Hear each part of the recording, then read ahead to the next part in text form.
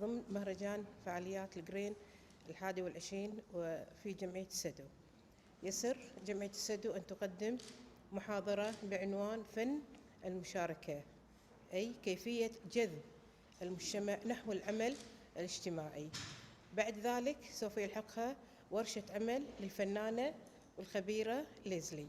الفنانتنا هي محاضرة في جامعة نورث تكساس، وفي الفترة هذه عندها زيارة للكويت بدعم من مؤسسة تطوير مع سفارة الولايات المتحدة الأمريكية في الكويت من أجل التعاون مع جمعية السدو وبتنسيق بين الجهتين. فنحب احنا نرحب بفنانتنا ويسعدنا ان احنا نتعاون مع الفنانة ليسلسي. Thank you all for having invited me, and I really feel a huge amount of privilege to be here. It's my first time visiting Kuwait and the Middle East as well, and I just feel like it's such a rich culture, and coming into the Sadu House has been, for me, I'm a self-professed textile nerd or enthusiast, and so being able to come into a place that honors. To start with, one of the things that I have always loved about textiles is that I feel like they tell a story. And just within the Sadu textiles and weaving, every line that the weaver puts in and the weft, and every mark that they make with that fiber, it's a layer of story. And I see it in the Sadu textiles. That's why I've always been interested in weaving and anything that's been made by hand. So if you'll indulge me to be able to talk to you tonight about my work, what I've learned from amazing artists and researchers and scholars from around the world, and how I've been developing personally, learning how to engage community in what I do. I went there to volunteer. As a graduate student, I felt that I was in my studio all the time, and that my artwork, as it needed to be, was my self-reflection. It was exploring my identity as an artist. But I felt, for me personally, I needed to understand the relationship of that outside of my studio. And so I did some volunteering in Uganda. I had an amazing opportunity to work with artisans, learn from them.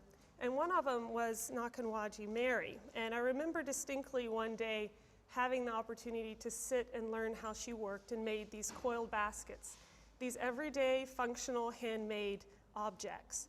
And I just remember sitting there and really in awe of the process. It was one that I was familiar with. I had even taught it at the university, but it was one that was just fascinating to me to see her make it and to realize that everything that she was putting in there was her hand.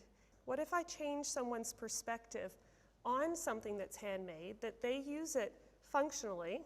Maybe someone passing through would go, oh, let me just put, my car keys in it. But what if I took it and I changed it, and I caused someone to look at it in a different way?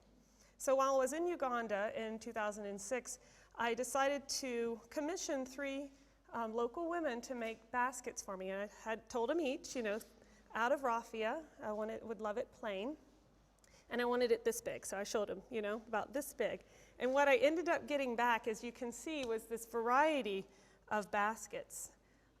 Each one, what was fascinating to me is that they were all the same technique. They were supposed to be the same size, yet when I got them back, I could separate them out and I could figure out who made each one of them. And it was because of that, it became a time that I was really reflecting on the value of the things that are handmade, how we value those in our society and our culture. And so I continued to work with these. I will say before I move on, one of the things that was important is I wanted to make sure I recognized them. So anytime that I showed this work, I had their names on the title plate because I felt that it was my first interest in collaboration. It wasn't a true collaboration, but it was me using the work of someone else and responding to it. And so I did make sure I wanted to use and recognize their contribution to it. And so I decided, what if I cast 3 of the baskets, one from each of the artisans, and I created them in concrete. And so I did this piece called Reposition as a response to my curiosity. Will people value this more than they would value a set of baskets that were set out on a table? Is it because it's in a different material? Is it because it's in a gallery? And it was really interesting and started me going down a path where I wanted to see how the involvement of someone else, looking at materials in a new way, looking at textiles, could influence my practice as an artist. But he also has this need to go out and engage with the community and try to have a way of giving the community the ability to say what they feel and giving them a visual platform, not writing it down in a book, not just saying it out loud, but a visual platform that records this. And so I remember going and meeting him and being invited to visit some of the projects he was working on when I went back to Uganda in 2008. And I remember driving up to Masindi, which is in northern Uganda, kind of, well, not north, but right in the middle of the country. And we went to a school called Hope North. And Hope North was a secondary vocational school for a lot of the kids that had been a part of, or had been affected by the war that had gone on there for 20 years.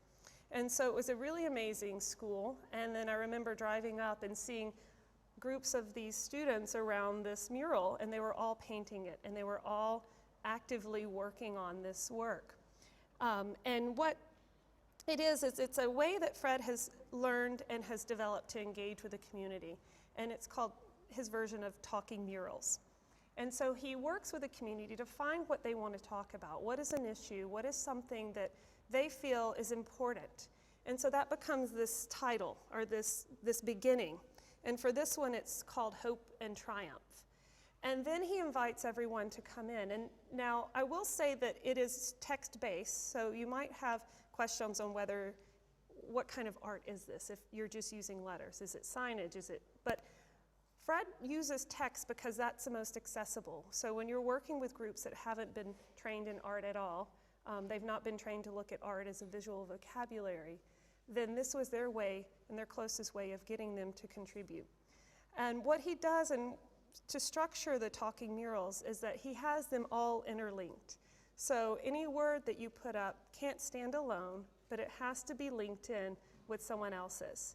And it can be in whatever language you want to put it in, whether in this case Luganda, Acholi, or English. And so it creates a very lasting, if he does them on buildings or schools, it creates a very lasting, and then he works with them, so it's not just words that are talking about the negative, but maybe positives that can happen to make changes. And so Fred and I started talking, and I was very intrigued with this. It didn't tie directly to my practice as an artist, but it was fascinating to me, the ability to engage a community so fully. And so we talked about, what if we did something together? And what if we engaged with elementary or primary schools? And I have a really great art department who at the time said, you want to do what? Okay. And they helped me find funding, and they helped me get the backing. And so what we ended up doing is we wanted to do a talking mural exchange. And so we wanted to see if we could take two groups of students from two distinct different countries, have them work around the same idea, and exchange that and link them in a way. And so this is a poster from that. You can see some of the images just from some of the different activities that we did. And so one of the things when we started this project, we needed something to center it on. And one of the things that I fell in love with when I was in Uganda for each of the subsequent trips was a material called bark cloth. So it's a material that is fascinating to me. I remember seeing it in just a roadside stall. It was folded up, and it was this fabric that was a rich rust color. And I had no idea what it was. It was sold alongside, outside of the city, it was sold alongside other types of objects that I didn't quite understand either. And so I started asking questions. I also saw it in the marketplace being made into tourist items, and then I saw it in some of the local museums. And so this one material had this place in all three different areas of their social culture. And so I had an opportunity to see how you make bark cloth. And one of the things that was fascinating, not only to me, but to Fred, is that this cloth is such a part of the Buganda culture. So basically, to make a bark cloth, you first need a tree called a Ficus natalensis. It's called the matuba tree in Uganda. And it's a special tree with special bark. And so what you end up doing is, there's different processes, so I'll go through the quick one. You strip the outer bark, so you take all the gray bark off. You preferably do this in the rainy season. Then you make a nice vertical cut all the way down the length of the tree. You make 2 horizontal cuts, top and bottom, and then you pretty much pry that bark off of the tree. Interestingly enough, the tree does not die. You can cover it up with banana leaves, and next year you can take it back off again for 30 to 40 years if you're careful with the tree. So great, sustainable material. But it's amazing because it doesn't end there. You take it into an open workshop, 2 to 4 hours, depending on how good he is, and pounds it, and just sits here and goes across and pounds, folds it, rolls it, pounds it, and it starts to grow, okay? So it starts right here, and it starts to grow a little bit. And then you pound it more, and you ring it, and you pull it, and you pound it, and it doesn't tear, okay? And it ends up, what you just saw from the tree, started this wide, ends up maybe 8 feet, 6, 8, 10 feet wide, depending on how fine they do it. And here is my piece that I wish I would have bought. You ever have regrets? Okay. This is a huge regret right here. You all can see the beauty in this, right? I don't own it. I didn't bring it back, and I don't know what happened to it. It's probably cut up into, made into who knows what. I mean, it's gorgeous. So we're not going to look at this anymore. Okay, y'all can have your last glimpse. I face myself with that picture every now and then to remember to buy beautiful things while I'm traveling. This went up in the Uganda Museum. Fred started one in the Masaka area on bark cloth to be sent to UNT, where I'm at, to be worked on, and so we had a really nice exploration of exchange. This was really our first project to see how you can engage in the community, what that means, how do you involve large groups of people in 2 different continents together. We learned a lot. We made a lot of things right. We did probably make some mistakes in doing it as well. But it really was wonderful for me to feel that as an artist you can impact and you can really be actively engaged with people. And so it was their challenge to me was, how do you engage community as an artist? How do you engage the community to contribute to your own artwork? That was a big challenge. How am I going to do this? At the time I was still doing a lot of weaving, and I was partnering it with concrete. I was looking at making sculptural work that was installation. And this was the biggest challenge at that time. So you can see it here. It was a 2-part installation. On your left, you've got about 20 different small, long sculptures that are hand-woven cotton with concrete that have mixed media collages that were created by the community, which I'll detail in a minute. The right, you have an interactive piece that were 2 wall-size looms with a video projection on it. And the video, I'll talk about all that in just a second as well. But this gives you the idea of the space as a whole. So what we did was that I worked with 16 different groups over a series of about 3 months. In the end, I think I had 580 people participate with me on this. And each of them, their task was to create a collage that represented themselves. We wanted to take the idea of materials and meaning, that each material can have a meaning. Just like a word has a meaning, how you put different materials together has their own ideas behind it. And so we worked with adults and kids in ages probably 4 to 100. And they each made little small, you can see it in front of the man right here, collages in concrete. There were little squares. And then I used them in the artwork. A part of this as well, and that tied it back into the work with Fred, was the idea of text and how interesting that is. The idea of text being another visual that you can have. And so as people were creating their collages, we had a documentation form, and we asked them, what is the story behind it? How does that represent you? So we had 500 and so responses, and these are just a few of them. So one of my favorites is, everywhere I go, I see faces, and they all have a smile on it, and it seems like everyone is grateful. Would love to live in a place like that all the time. I loved this one because it's just odd. They remind me of my childhood, which consisted of weird robot movies. And then you have this one that I think was written by a child. She used a spring, or he or she, and my jumpy energy, the telephone wire, the material they use, for the curly hair, the patch for the skin, and the wire for the smile. And it was really great to see how people responded, not only visually in these, but the story they left behind in their own writing, which I thought was interesting. I realized I was pregnant, and then I had to continue weaving it till I couldn't weave anymore. So I think my son probably has memories of loom sounds. And so we ended up probably weaving, I don't know how many meters and meters of this cloth. You can see some of them here. But the idea was I had woven them in a way that everyone could come in, and if they knew the group they were in, they could find their contribution to the artwork. And so this goes back to the space again. So that covers the left side, what I did there. The right side was a way of, if you weren't able to contribute to this interactive piece, if you weren't at one of the workshops, what could you do? And so we brainstormed with the director, and she said, I have another space. Why don't we work on doing something there? And so we came up with the idea of doing interactive looms.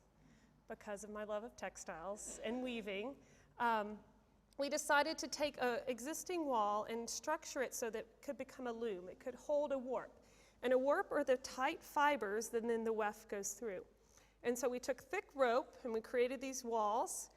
And then we took, to make visual, beautiful texture, we took, and you can see here to the far right, all different types of white and cream materials, whether it was this really odd gauze we found, or fabric, or Tyvek, or the things that were just great materials to use.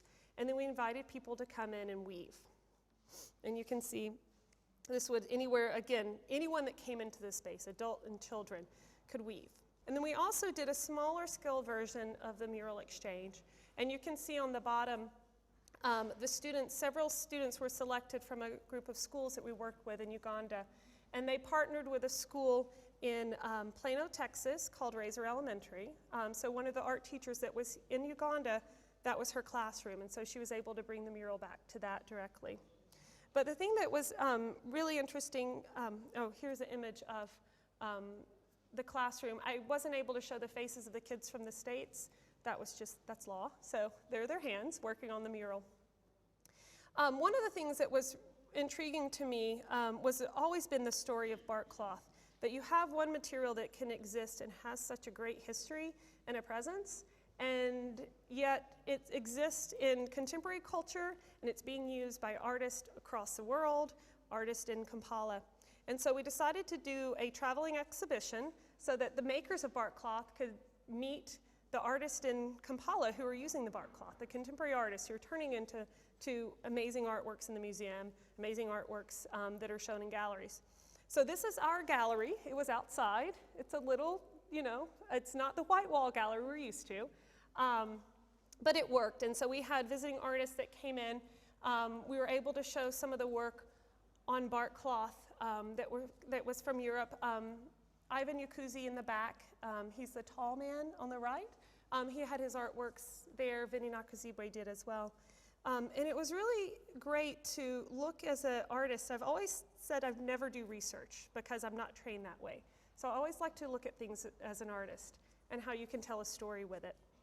And so I curated this exhibition on bark cloth. I did it in a way where anyone that could come in, I was hoping, could see that the past was strong, that the bark cloth was related to the history. It was related to the identity. It was related to aspects of renewability, and seeing how all of these came together. And so I had a wonderful time in the gallery playing around with how to shift objects to tell the story, how to have objects from the UK, an interior designer from UK, an object next to one of the contemporary designers from Uganda. What kind of story would that tell? If you walk in the gallery and you see them pounding on the video and you're able to actually hold the mallet, what kind of story does that tell you? Does that make you and cause you to appreciate the textile more than you would without knowing about the process? And you can see that we finished out the mural exchange and it became part of the exhibition. And then these are some more images from that. So I'm going to kind of jump back to my work. And I know, again, you can see how my life sometimes does this. You know, I have these things I'm passionate about over here, the things that I'm passionate about within my own work. But they all start intersecting and they really start coming together. And they really have in the last maybe 3 or 4 years, where the work in Uganda taught me so much. And I think as an artist, if we always stay in our studio, we're not going out and discovering things and seeing how we can be challenged in other ways, you might not understand or know a way that you can grow. And so I'm continuing to do some of the interactive work. I just found that it was one of the most interesting aspects of my work is to put something out there and ask someone to contribute to it and to see what their hands do.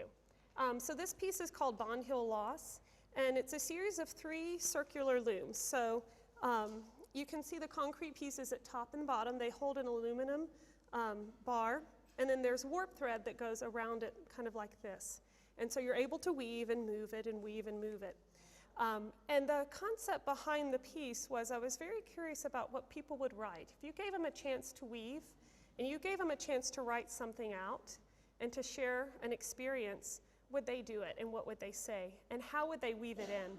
I chose the 3 words because I think a bond can be positive and negative.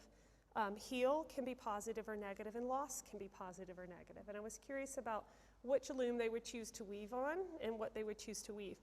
And with anything, when you ask people to write, you don't even know what's going to come out. So if you do need PC or computer support, and so I really ended up seeing a lot of sections that had a lot of writing, and they were woven in very tight. And you notice the ones that people wanted to declare that they were here and tag it. In a way, they left them loose for someone to see. But the ones that really did write something, they were really careful at how they wove it in, and that was really interesting to me. And I kind of really just fell in love with the process. And just like I worked with the museum piece, the DMA piece, I decided that I wanted to finish weaving these, and I loved the idea that they were a circle. They were not broken. They came off the loom this way. And so I exhibited them at a show I had in Arizona, and then this is a detail of them. But it was, again, one of those experiments, I think, a little bit as an artist, of what happens when you ask the community to get involved and what is their response to it. So I, again, wanted to grow the project and do some more explorations with weaving. Again, I love textiles. I love the fact that you can create something with tension, string even, and then someone can go in and weave in and out and create with that.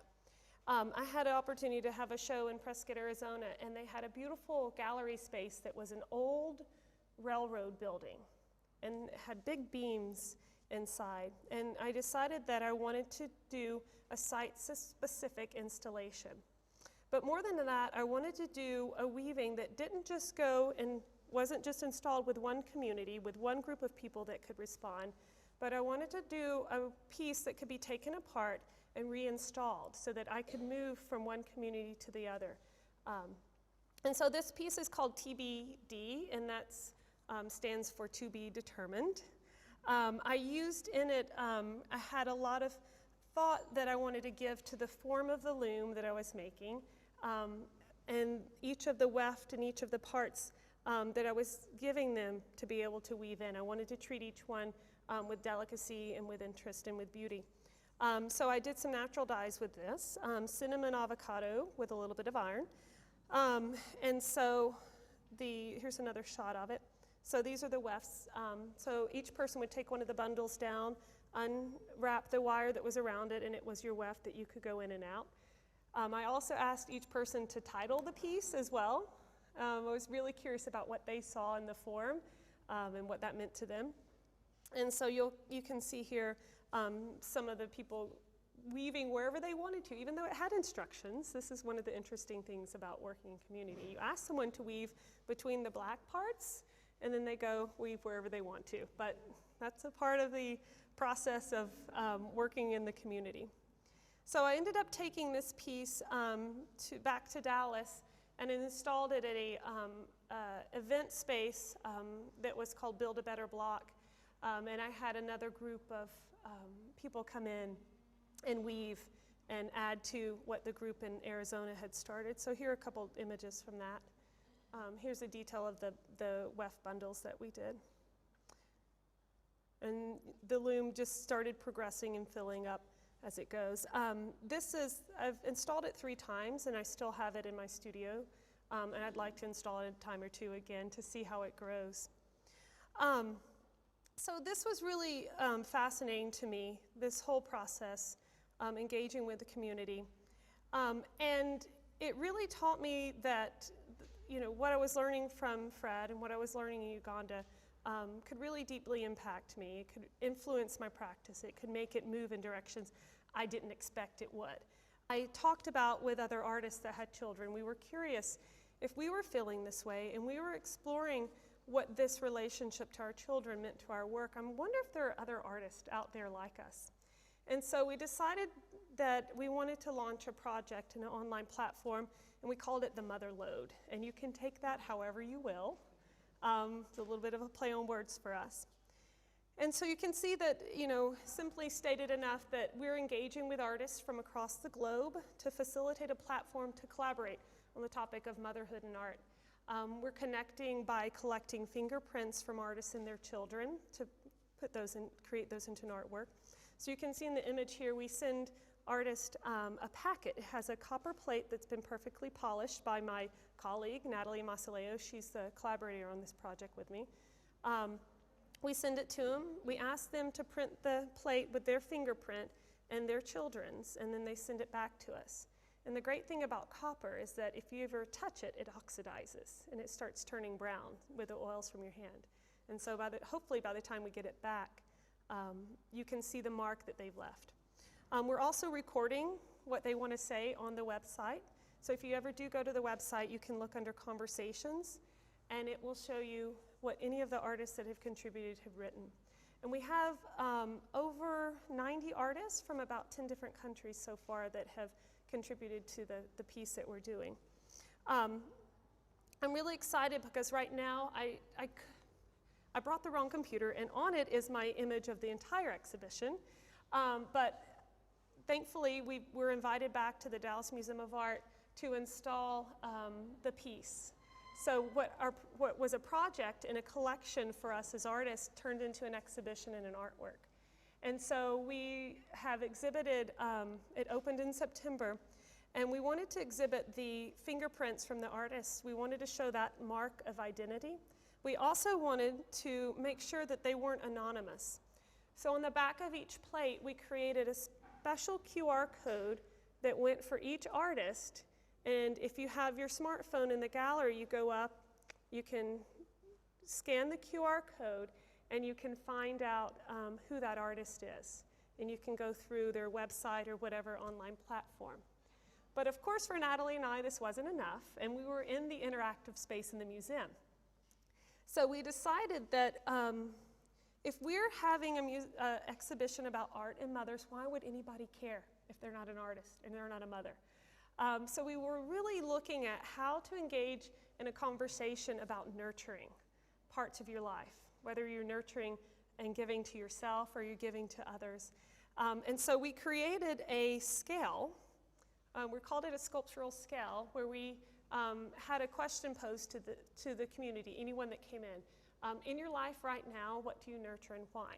And so we created small concrete tiles, put pencils out, and we asked people to respond what their response would be to that. It got out of hand. So as of now, we've had over 3,000 responses, and which means that every 2 weeks we have to gather the tiles, we record them, we photograph the ones we want, we save the ones we want, and then we put dish gloves on with soap and a scouring pad and scrub off the rest of the tiles so we can reuse them. I got this image about a day ago from the director, and she said, I think y'all need to come in. It's time to take some off and put them back. this is another view of it, and you can kind of read what some of them say. One says, my students, they are the future. Another really is looking at others. We're working right now on photographing some of them and putting them on the Motherlode website so you can go through and see the response. We're also going to be turning these into an artwork by photographing them as a mosaic. But this is where I'm at now. This is kind of my journey and my exploration. I really feel that there's so much to be learned by interacting with people, by asking questions, by being curious. And I was really wondering, how do I end the presentation? Okay, what do I do? Do I put an artwork of mine? But I didn't feel right because we're here in Sadhu House, and I took this image when I first came in here, and I thought, this is beautiful. It's a beautiful image, but if you think about it, we're on a stairs, and we don't know where this is going. And I thought, okay, if we can go back and think about what Vinny said, right? That there are, every place around the world, there are lots of treasures that we've perhaps ignored. There's a need to revive aspects of the past in order to propel them forward. And I thought, since I'm here, I don't know what's going to happen. I'm wondering what the next steps are.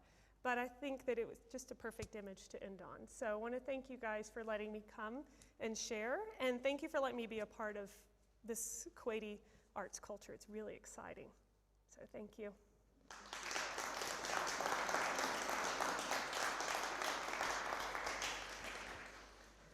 Okay, good.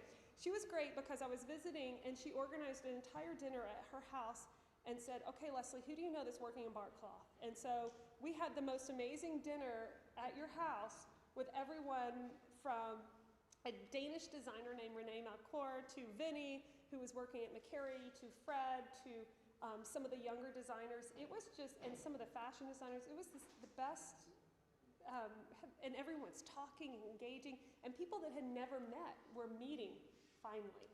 So it was great. When we went back to do the second mural exchange, Amanda Batson, who is a good dear friend of mine, she was doing her master's thesis at the time she came, and she said, I'm going to analyze everything, and I'm going to see what it takes to make sure that we're not going in there and making assumptions or saying this is what you're needed or this is what you're concerned with as well. And so it really came down to communication and talking and getting to know people. And I think, so within the bark cloth in particular, if you're working that specific with that specific of a group, you want to just go in and get to know them. And you know, what are you doing? You want to show them that you value what they do. With the piece at, I think that's the biggest thing, and continue to go back to that, you know, to go back to, it's not your idea as much as, you know, finding why you're there, if that makes sense. For the pieces at the DMA, we had the question in your life right now, what do you nurture and why? That probably took 2 months to figure that out. And as weird as that sounds, you have to, when you're doing a work that you're not standing by them and helping with the interpretation, or when you're doing one like this at the museum, you have to go through so many iterations of it. We actually even did one night where we tested the idea, and that didn't work well, and so we needed to change it. So I think with that, it's, I would say just trial and error. A lot of it, a lot of the work I do is experiments. I'm curious, which does get me into a lot of trouble. I read a bit on quilting, and there are very interesting stories in some parts in Canada or the US that it was always a collective, they would work on something together, and it bonds, it brings people together. The same on some stories with traditional Bedouin weaving. The women in one tent in a sub-family, they would work together, and it sort of eased and made the art or the weaving fun and meaningful. Yeah, and I think that's important on 2 levels. And one is that it becomes a community work, and it becomes where you're invested in it as a group. And then the other level is that I talked to my mother a lot about this because my grandmother used to quilt. And she said that, and it was when the Motherlode started going, we needed this ability to talk about what our lives were like. But we don't have a quilting bee anymore. We don't, in our lives, we don't have that ability to come around together and to talk, especially where we were at in our careers and our lives. And so the project for us became our quilt, in a way. I'm really glad you brought that up. Oh, this is wonderful. Thank you. Thank you. I appreciate Really enjoyed it. That's wonderful. Thank you. Oh, this is going to go up somewhere in my office, very special.